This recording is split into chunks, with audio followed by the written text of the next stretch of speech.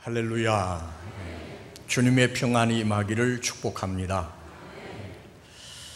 어떤 아이가 엄마에게 달려와서 하는 말이, 엄마, 나 골리앗만큼 키가 커졌어요. 내 키가 2m 70이야. 그러니까 엄마가 이상하게 생각을 하고, 어떻게 네 키가 그렇게 크냐? 아들이 자기가 만든 30cm 자를 보여주면서, 엄마, 내가 30cm 자를 만들었는데 이것으로 재보니까 9자야. 그러니까 39, 27 해서 2m 70이지. 이 아이는 자기 기준으로 자기 키를 잰 것입니다. 물론 잘못된 거지요. 잘못된 잣대를 사용한 것입니다. 어떤 낚시꾼이 낚시를 하고 있는데 오른손에는 낚싯대를 잡고 왼손에는 25cm 자를 들고 있습니다. 고기가 물려서 올라오면 25cm 자를 대보고 25cm보다 크면 놓아주고 25cm 이하의 작은 고기만 바구니에 담는 것입니다.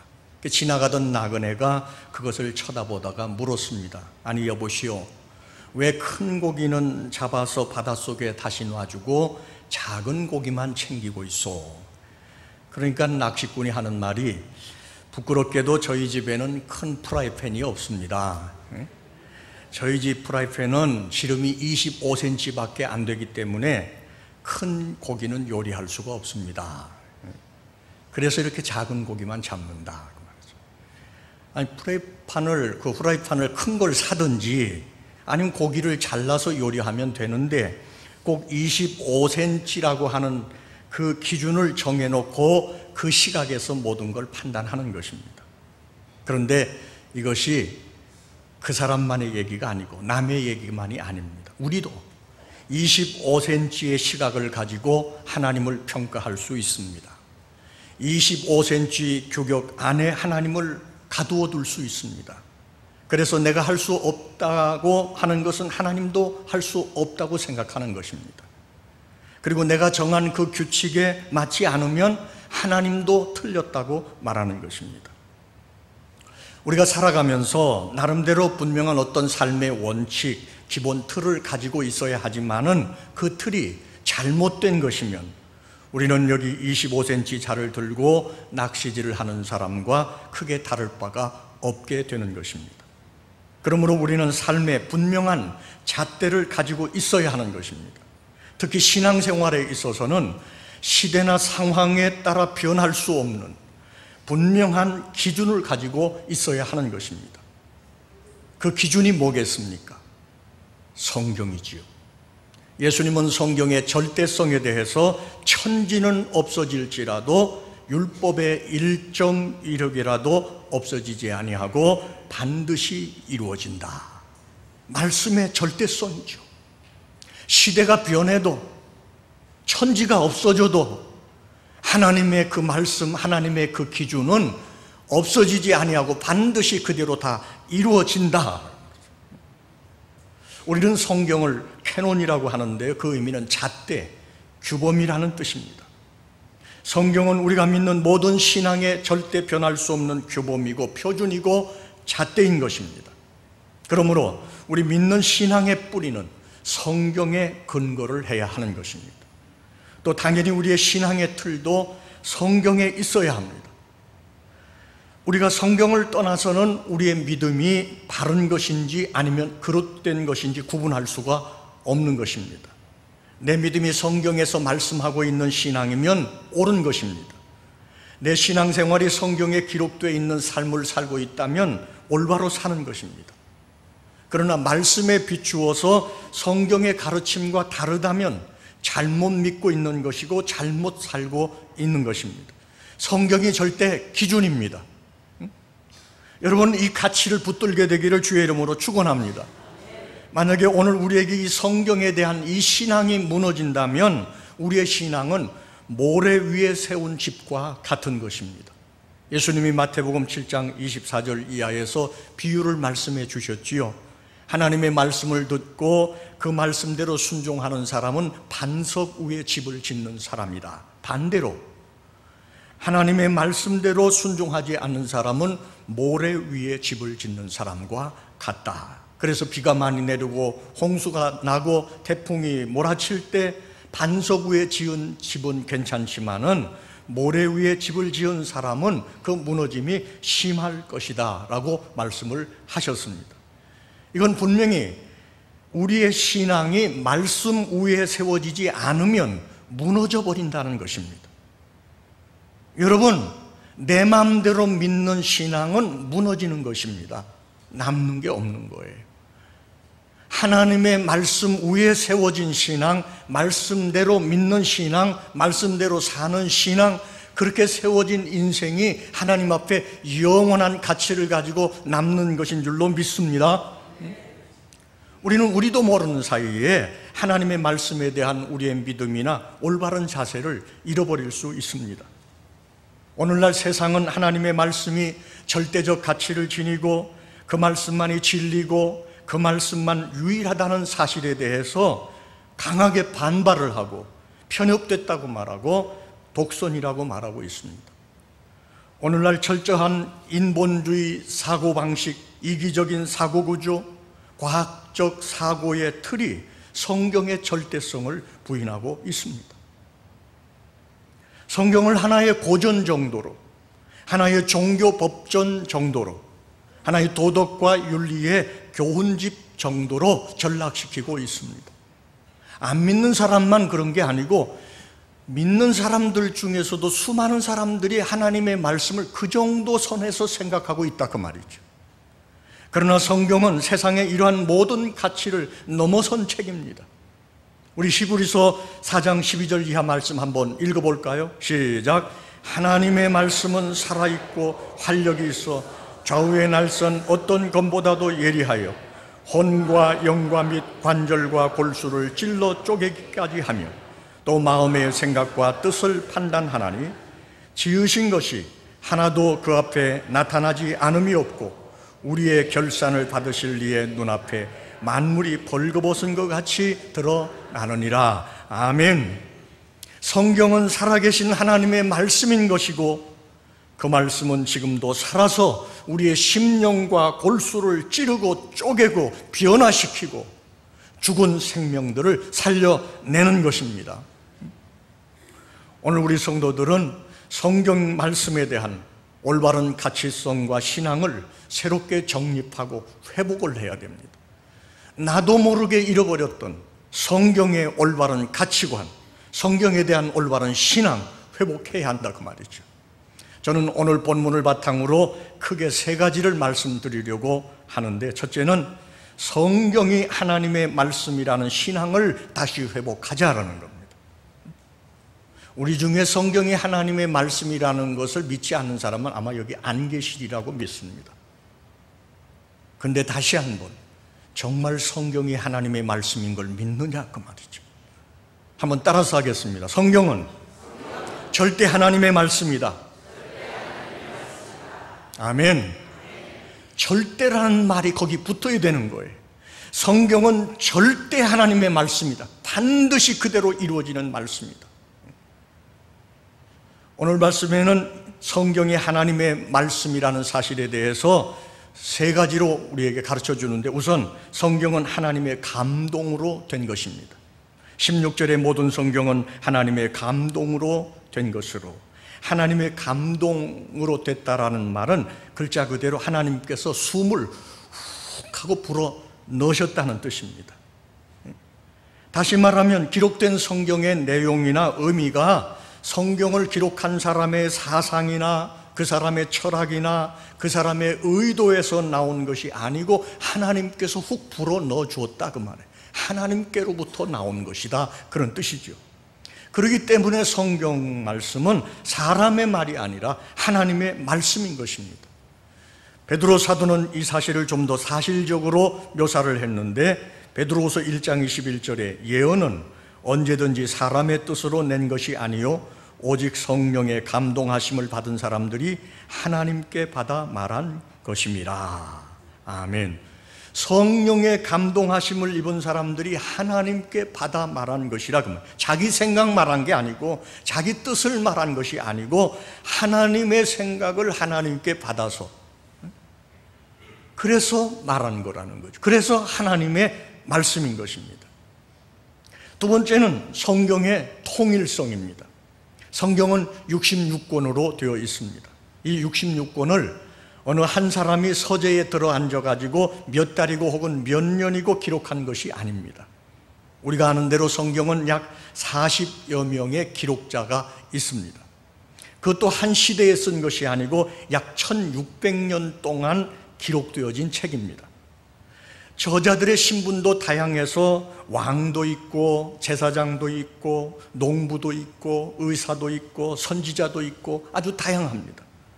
무식한 사람도 있고 유식자도 있고 시인도 있고 학자도 있습니다. 그들은 서로 같은 시대에 살지도 않았습니다. 서로 다른 시대에 서로 만난 일도 없습니다. 서로 만나가지고 우리 이러이러한 내용 기록하자 이렇게 의논한 일도 없습니다. 그렇다고 앞에 사람이 써놓은 거 보고 앞 사람이 이런 내용 썼네, 그럼 난 거기에 이어가지고 다음에 이런 내용을 써야지, 그렇게 쓴 것도 아닙니다. 그리고 그들은 내가 지금부터 성경을 써야 되겠구나 하고 쓴 것도 아닙니다. 그들은 다만 그들이 사는 시대에서 하나님께서 감동을 주시는 대로 자기 시대의 사람들을 위해서 하나님의 말씀을 예언하거나 선포하거나 기록해서 줬을 뿐입니다. 그런데도 이 기록들을 나중에 다 종합을 해서 보니까 같은 주제를 기록하고 있는 것입니다. 서로 다른 시대의 다른 사건과 다른 상황 속에서 말씀을 기록했는데 예수 그리스도라고 하는 하나의 주제, 구원이라고 하는 하나의 주제로 통일되어 있는 것입니다. 다시 말하면 어떤 한 저자가 전체 내용을 미리 구상을 하고 그 오랜 세월 사람들을 시켜서 차곡차곡 그것을 적어 내려간 것과 같다는 것입니다. 그렇기 때문에 시대가 다르고 신분이 다르고 각 성경의 기록자가 달라도 통일된 사상, 통일된 주제, 통일된 관점에서 성경이 기록된 것입니다. 그 한 저자가 누구겠느냐 그 말이에요. 하나님이시죠. 여러분, 성경의 저자는 하나님이신 줄로 믿습니다. 사람들은 자기 시대 짧은 생애를 살고 죽어도 하나님은 영원히 살아계시기 때문에 시대를 이어서 당신의 사람들을 통해서 성경을 기록하게 하셨기 때문에 그 성경이 1600년 동안 40여 명에 의해서 기록됐는데도 불구하고 동일한 주제, 동일한 목적, 통일성을 가지고 있는 것입니다. 이런 통일성이야말로 하나님께서 성경의 원저자이시고 하나님께서 성경을 기록하게 하셨다는 가장 분명한 증거인 것입니다. 믿어지기를 주님의 이름으로 축원합니다. 엘리스터 백은 말하기를 우리는 모든 성경 구절에서 그리스도를 만난다. 구약에서 그분은 예언되어졌고 복음서에서 실제로 나타나셨고 사도행전에서 전파되며 서신서에서 설명되어지고 계시록에서 예정되어 있다. 다시 오기로 예정됐다 그 말이죠. 성경의 통일성, 하나님의 말씀이라는 증거인 것입니다. 세 번째는 성경의 성취성입니다. 우리는 구약의 수많은 예언이 신약의 예수 그리스도를 통해서 완전히 성취됐다는 사실을 잘 알고 있습니다. 구약의 수많은 예언의 핵심은 인류의 구원을 위해서 예수님을 이 땅에 보내주시겠다는 언약입니다.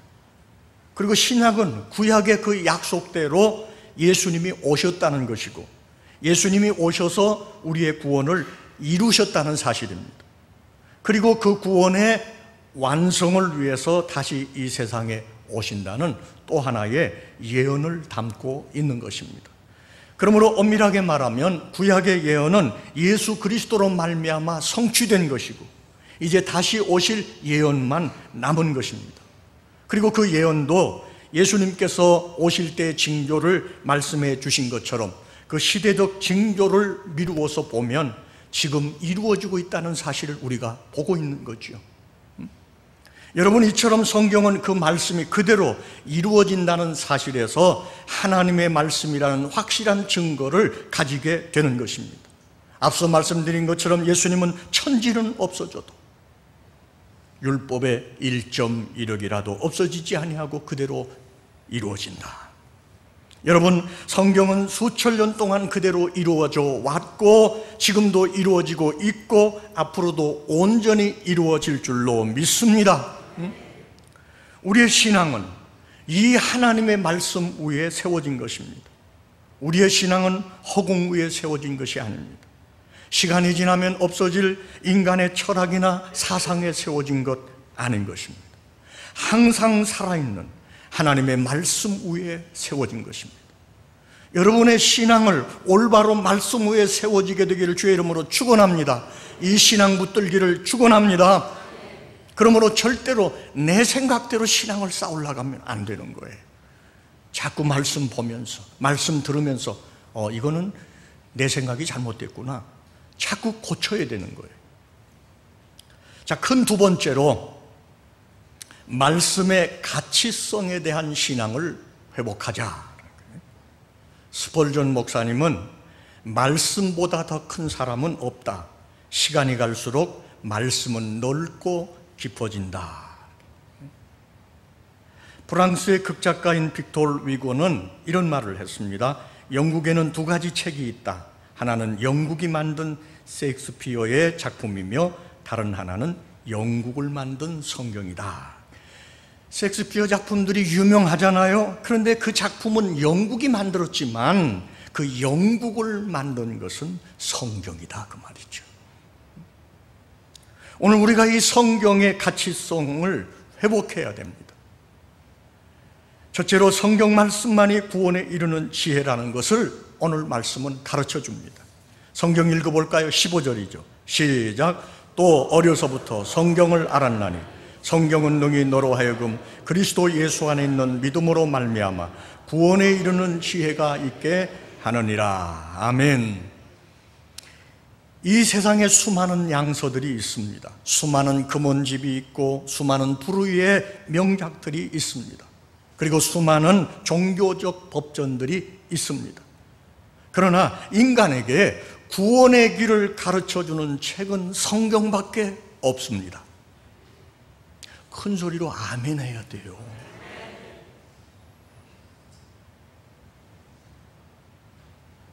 이 땅에 수많은 책들이 있고 불후의 명작들이 있지만, 그리고 종교적 법전들이 수없이 많이 있지만 우리에게 구원의 길을 가르쳐주는 책은 유일하게 성경뿐인 줄로 믿습니다. 이 신앙 붙들어야 한다, 그 말이에요. 그렇기 때문에 성경은 그 가치성에 있어서 다른 책들과 비교할 수 없는 것입니다. 우리는 성경만이 하나님의 말씀이고 성경만이 우리에게 구원의 지혜를 주는 유일한 책이다. 말씀이 그렇게 쓰고 있잖아요. 두 번째는 성경만이 우리에게 구원에 이르는 믿음을 갖게 해준다.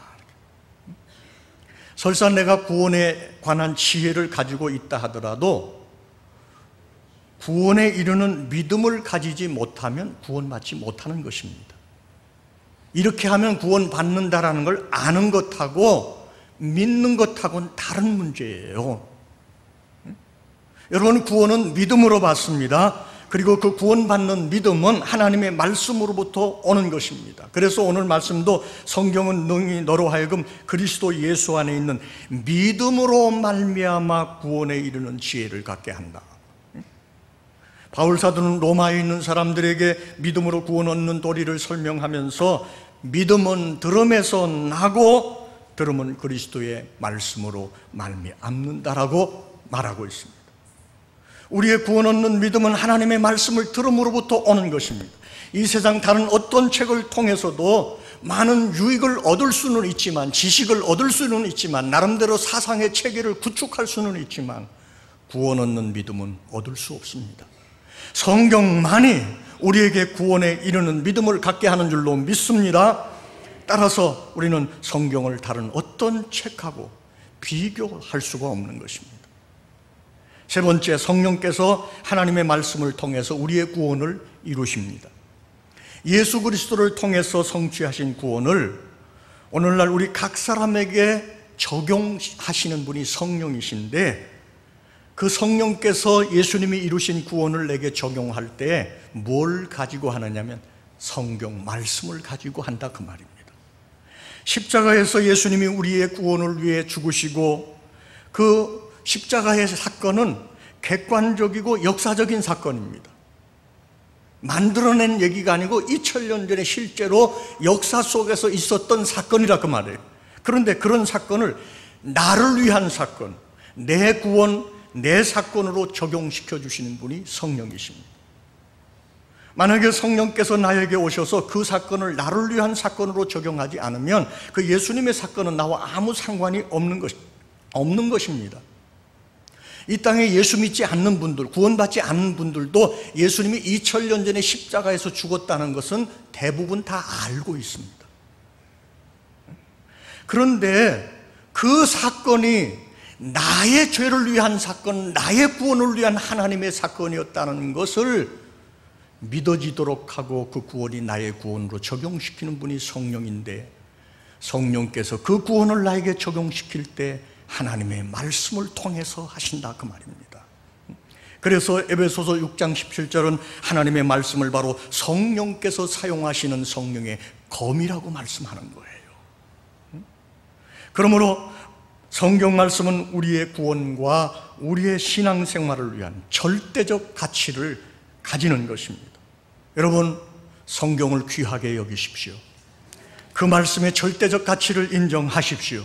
그리고 그대로 믿으시기를 바랍니다.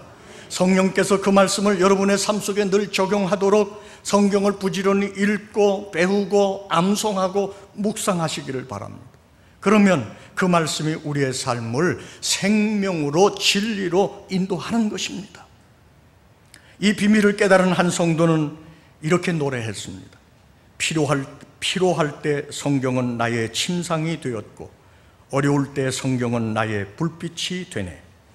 줄일 때의 성경은 나의 만나가 되고, 두려울 때 성경은 나의 무기가 되었네.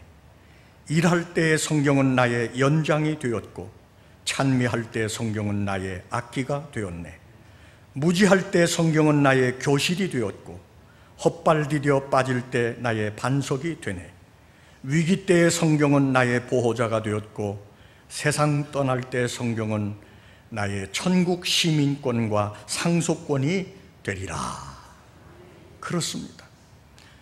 여러분, 성경은 절대적 가치를 가지는 유일한 책인 것입니다. 그러므로 우리는 말씀에 대한 그 가치성을 확실히 붙들고 신앙생활해야 될 줄로 믿습니다.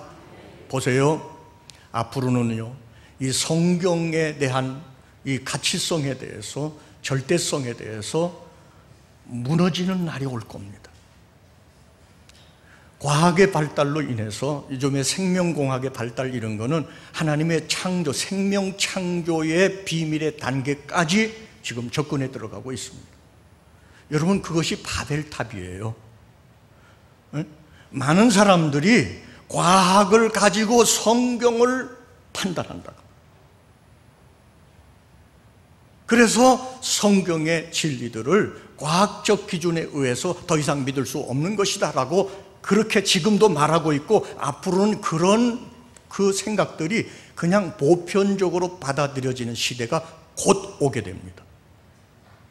그러나 여러분, 성경만이 영원한 진리라는 이 믿음을 굳게 붙드시기를 주의 이름으로 축원합니다.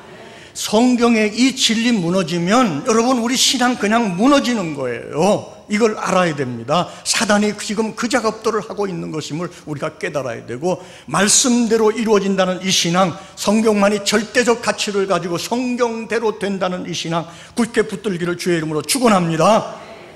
그러므로 큰 세 번째, 우리는 말씀대로의 신앙을 회복해야 하는 거예요.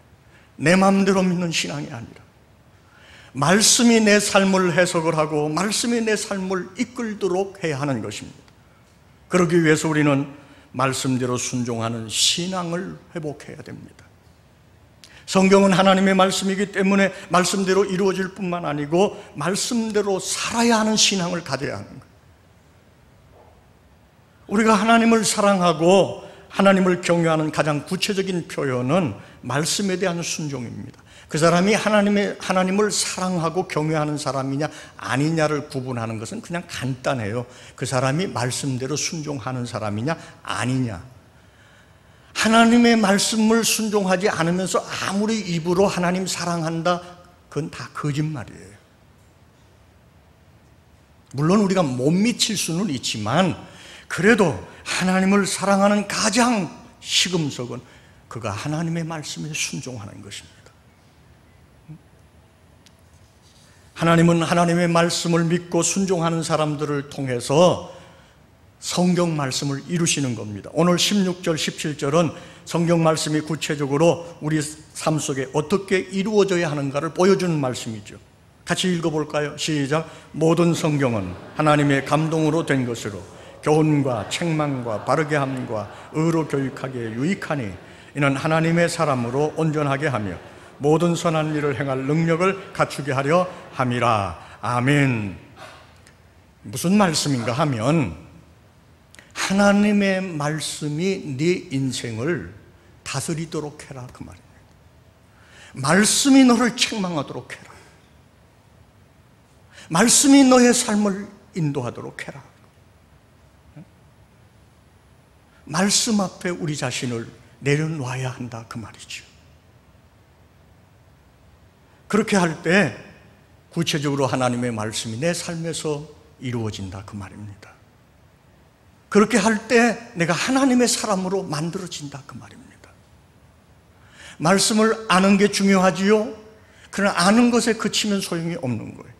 그 말씀이 내 생각을 이끌어 가도록 하고, 그 말씀이 내 삶을 판단하게 하고, 그 말씀이 내 삶의 양식이 되게 하고, 삶의 기본적인 모든 배경을 이루도록, 그렇게 할 때 그 말씀이 내게서 성취되는 것입니다. 그 다음에는 하나님의 말씀에 대한 예수님의 태도를 깊이 생각하고 배워야 합니다. 예수님은 하나님의 말씀을 이루려고 이 세상에 오셨습니다. 우리는 예수님이 우리를 구원하러 오셨다라고 그렇게 자주 얘기를 하지요. 맞는 말씀입니다. 그러나 좀 더 정확하게 얘기하면 예수님은 하나님의 말씀, 약속을 이루려고 오신 것입니다. 마태복음 26장 47절 이하에 보면 제가 늘 말씀드리죠. 예수님이 십자가에 못 박혀 돌아가시기 전 겟세마네 동산에서 제사장들과 백성의 장로들이 보낸 군인들에게 잡히는 그런 장면이 기록되어 있는데, 가룟 유다가 예수님을 배반하고 예수님께 입맞추는 것을 신호로 해가지고 그 사람들이 달려들어서 예수님을 사로잡았습니다. 그때 당황한 베드로가 엉겁결에 칼을 빼가지고 대제사장의 그 종인 말고의 귀를 쳐서 떨어뜨렸습니다. 베드로의 이런 태도는 스승이 잡혀가는 상황에서 가만히 있을 수 없다라고 생각을 해서 했을 것입니다. 근데 그때 예수님이 말씀하시잖아요. 내 칼을 도로 칼집에 꽂아라. 칼을 가지는 자는 다 칼로 망하느니라. 그러면서 아주 중요한 말씀을 하신 겁니다.